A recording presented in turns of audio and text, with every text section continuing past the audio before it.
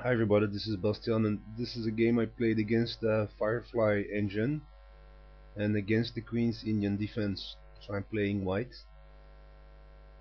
So play starts with d4, knight to f6, preventing e4, knight to f3, e6, because of course e5 is prevented, e3, and now b6, signaling the Queen's Indian. And the Queen's Indian has a worse reputation when compared to the King's Indian, simply because the King's Indian uh, sometimes forces white to change his attacking idea, because if g6 is played, bishop to d3 is less interesting because the diagonal is being blunted.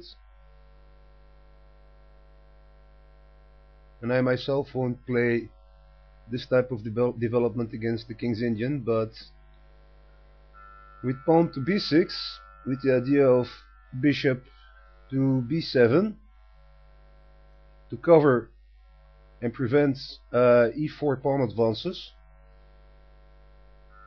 white can simply continue with his attacking idea and fortify the e4 pawn push, and eventually with rook and queen in place he'll be able to force through and white can continue with his idea of attacking the king side. So bishop to d3, bishop b7, preventing e4 for the moment. Knight b to d2. I prefer to develop the knight in this way simply because it doesn't block the c4 pawn push, so I can choose to play c4 if I want to later on. And on both squares we are overprotecting e4, allowing the pawn push because it can't be played just yet. Bishop to e7. Now, most logical continuation for black would be to play d5 and try to hang on to the center and prevent the e4 push, but black takes a more passive approach. Bishop e7, getting ready to castle, so e4 is allowed and played. Of course, now I'm threatening e5, so d6 to prevent that, castle and castle. So you're seeing black adapting some sort of hippopotamus passive defense with nothing developed further than the 6th rank. So I continue with my developments and play c4. Now knight to a6, and the idea of knight to a6 is to not block the bishop on b7, also to develop in order to attack white's good bishop on d3. But after a3, we can see that both the knight and the bishop are out of play, so I will lock up the center further in the game and make the two pieces useless. Black continues with queen to d7, rook to e1, further strengthening the e-file, but also allowing remaneuvering of the knight for a kingside attack. Knight to f1 will be played later on in the game. c5, trying to break open the center, but I lock it with d5, again trying to keep both pieces out of play. Rook 8 d1, knight to f1, knight to g4, h3, again pushing black's pieces back, and knight to f6.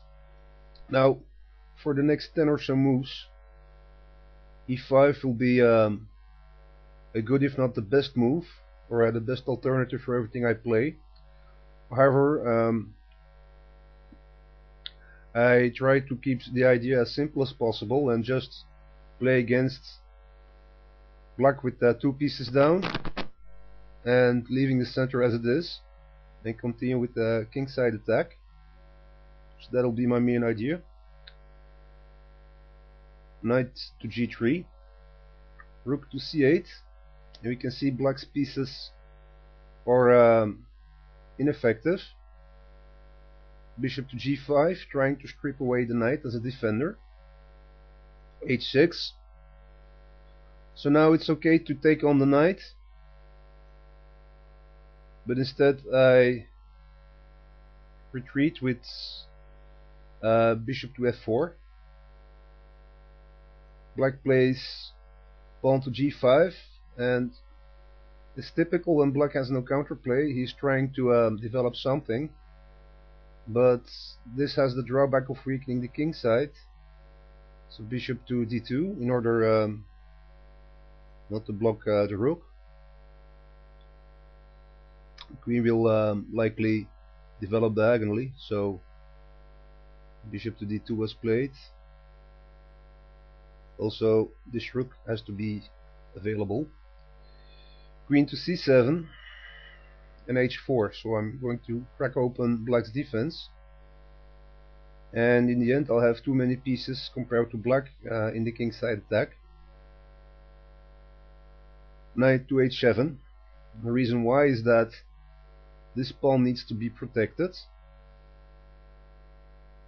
Take, take.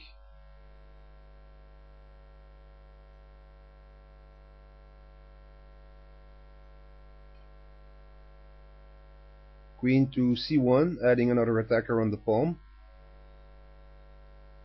Again, e5 might have been best.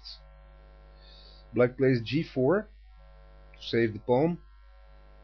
Knight to h2, and finally black's pawn will fall. Bishop to h4, and instead of recapturing the pawn immediately, which is fine, knight takes pawn, take, take, but I end up with double pawns. I try bishop to f4 in order to prevent that, but of course black won't allow that, and at least it will give me double pawns from the pawn loss. So e5. Now my e5 move is no longer possible, of course, but the center is completely locked with no possibility to crack it open. Bishop h6, threatening the rook. Take, and of course I have to recapture the bishop with the pawn and end up with double pawns, because if bishop takes rook, black will gain tempo with bishop takes knight check, and after king takes bishop, rook takes bishop, so I'm down 2 pieces for 1 because of the loss in tempo. So pawn takes bishop, of course. Rook moves to safety, and I take on the pawn on g4. King h8.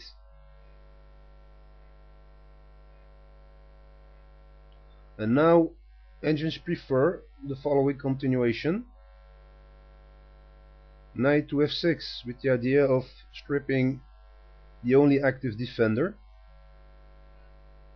And of course, if knight takes knight, it looks like I'm down a piece, but after queen to g5, we get a double attack. Well, one attack on the knight, one mate threat, so I can recapture the piece, and black will be down 1 defender.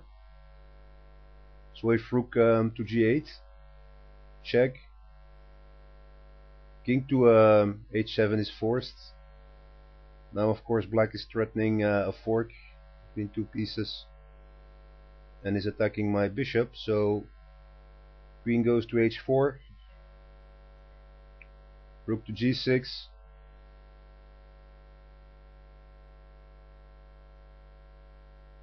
and bishop to g5, check, king to g7, and rook to f1, with further attacking ideas of bishop to f6, check. But all of this wasn't played. It's just what the computer thinks that's the best continuation. But I played something different. Instead of moving the knight, I play bishop g5, being protected by the queen, and the idea is more or less the same. If knight takes, we get queen takes, so we're exchanging pieces immediately. Then if rook g8, we get mate, of course, so that can't be played. So this queen is actually keeping black's king on the back rank, and there's not much he can do about it. And rook h1 mate will eventually come up. If bishop a8, a random move instead, we get king f2, queen e7 in an attempt to trade off queens. We get knight to f6, and now of course we're threatening queen to h6 mate, forcing exchange queen versus knight with tempo even, so that's losing for black as well.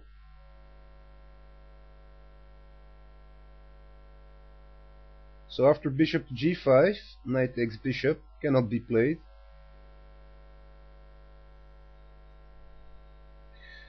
Black instead plays rook to g5, threatening what appears to be two pieces.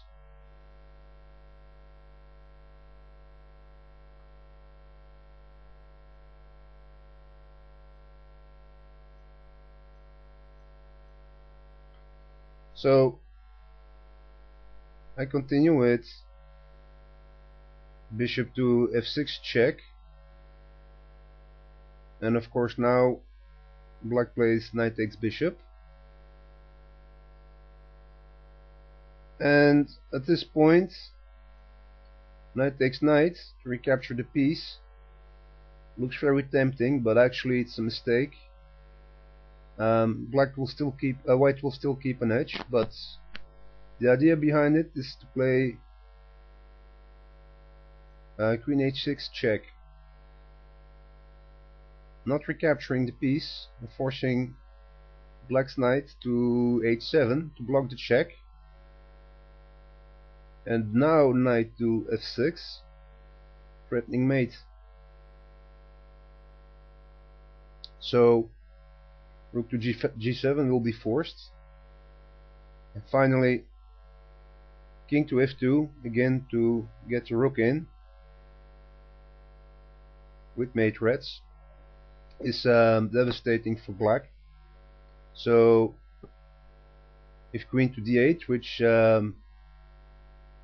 attacks the knight, rook h1.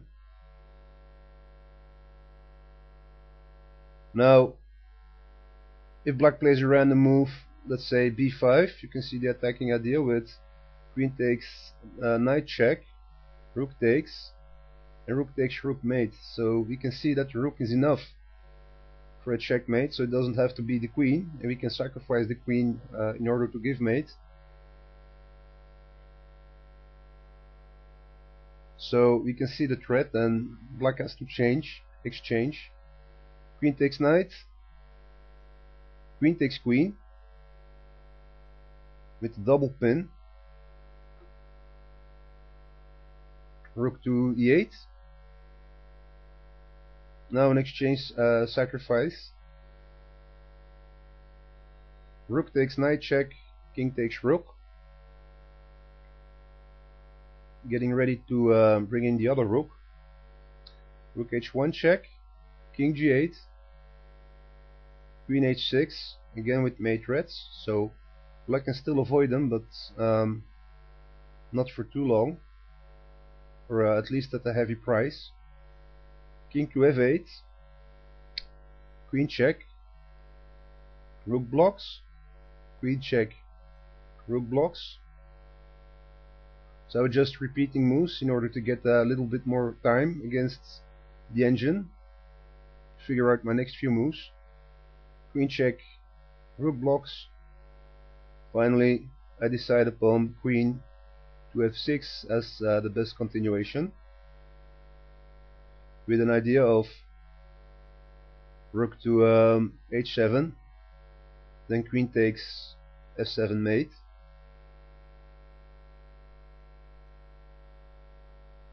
and actually at this point Firefly simply plays bishop takes pawn as a desperation move. Pawn takes bishop and then black resigns. So black has had enough. Possible continuations would be, let's say, a random move bishop to a8 would lead to rook to h7, as explained before with the mate threat. And if rook to g7, we get queen takes check, so black is down a rook, check, mate, so blocking with the rook doesn't work. If instead rook to e7 in order to prevent queen check and mate, we get rook to h8. If rook takes rook, we get rook takes check and mate. If we get something else like bishop b7, we get queen h6 check,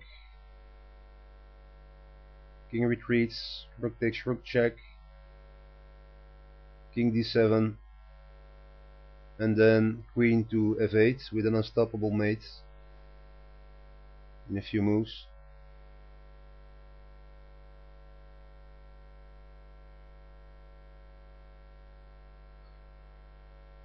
If instead of bishop takes pawn or bishop to a8, which are of course losing moves, black tries rook e7 at this point, we get rook h8. If bishop to c8, again there aren't many alternatives. Check, take, and mate is coming up.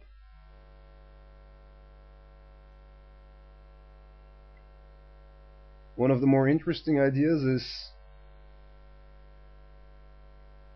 knight to c7, which isn't the same as a wasting move, because if now rook h7,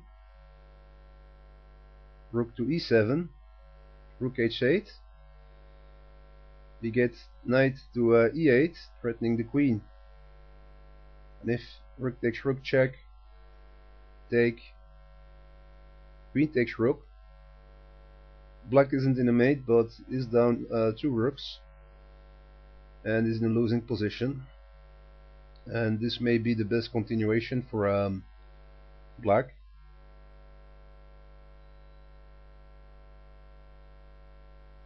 Finally, if rook to g7 were to be played, we get rook h8 check, rook g8, queen takes pawn check, and if king g7, we have mate on h6. If rook e7, take, check, take, and again black is down these 2 rooks. So from all the variations, the one where black is down these 2 rooks with virtually no compensation is maybe the best, but again that will just lead to a losing game for black. So that was my game against Firefly and against the Queen's Indian. So I've seen some of the dangers in getting pieces locked out of play for the entire game, and we've seen some attacking ideas against it. So I hope you enjoyed watching this game, and please leave a comment and have a great evening.